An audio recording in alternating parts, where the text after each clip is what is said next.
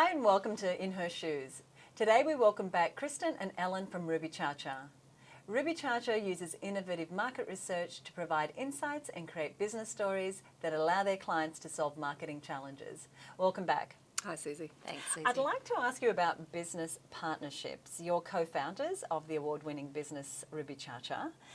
But tell us about your business backgrounds. How did you get to be where you are today? Well, Kristin and I had a 10-year history at a previous employer, which helped us understand the way that we could work together because we'd been working together for 10 years. However, working together in a business partnership is a completely different capacity. So we had a number of learnings along the way that has helped kind of shape the way that we work together now. Oh, good. Well, I want to ask about those, but tell us firstly, what roles do you play in the business?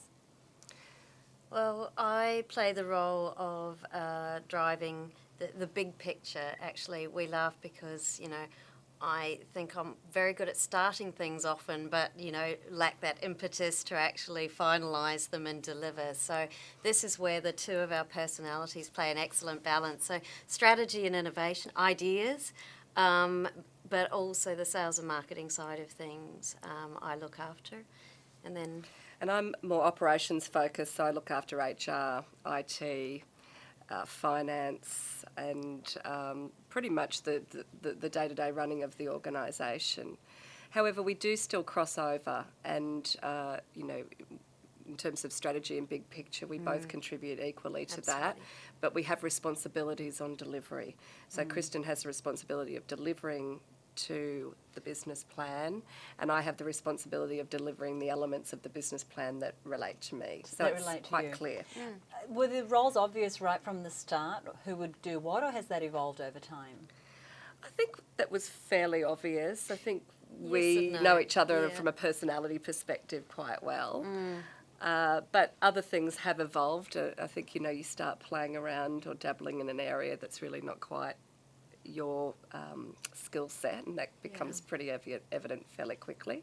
To be honest, I think it takes a little while, even though, we do know one another, it takes a little while of working together to understand what is the optimal use of our time, because we don't want to be obviously stepping on one another's toes and replicating the same sorts of things. So again, there are situations where we feel the optimum use is to work together to nail something quickly. In others, we'll take our separate parts and get on with things. I think one of the powers is in having people that complement each other and aren't exactly like each other, and it sounds like that's what you're doing. You mentioned that there have been some challenges. Tell us one or two of those, and then the benefits of being in partnership. Well, I think in any business that starts up, you're not too sure who's going to take on what roles. So as Kristin was saying, there was a bit of duplication. And we sort of sat down and thought, well, we need to see our mentor and we need to get her advice on how we should cope and manage with this. And her advice was to make very, very clear role divisions within the business and to actually write management contracts that relate to those roles. So we have clear boundaries. And it's not that we don't cross over, because we have to from time to time, particularly if somebody's away for a while and so forth. But we're very, very clear on what we need to deliver to. We're clear on what we need to deliver to in terms of the business plan. And our other challenge, I guess, is making sure that our staff understand what responsibilities we have so that they understand who to go to when they need particular advice. I was going to actually ask about that, because how do you manage leadership when there's two leaders? How does that work for the staff? I think that's a really good question, because there are situations, obviously, where it doesn't work, where there is conflict and confusion.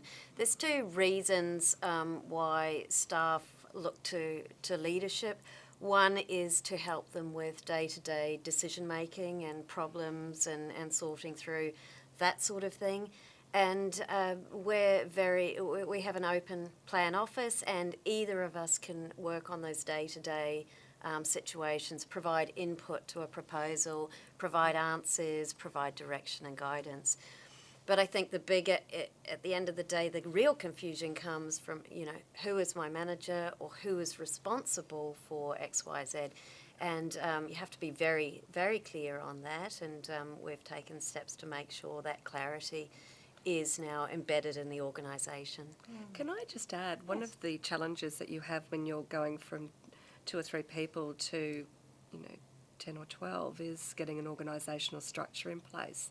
So at the beginning we had all staff reporting into me, which was a really difficult thing to manage. But we had to wait till we had a critical mass to be able to split the organisation into teams. So we're just undergoing that now and getting middle management in to help us manage the rest of the staff, and that in itself has helped us detail to the staff who is responsible for what. So getting that structure in place is also a critical learning curve. And that adds a whole different level of dynamic of leadership when you have middle managers. Absolutely. And I think, the reinforcement there is solidarity as well. No point, it's not like, mum and dad, if mum says no, go to dad. If someone comes to me with an HR question, I'm very clear that's not my domain. You need to see Ellen, and as soon as I know what Ellen's decision is, it's my role to back that up and to reinforce that. Congratulations again, and thank you both for joining us. Thanks, Suzi. Thank you, Suzi.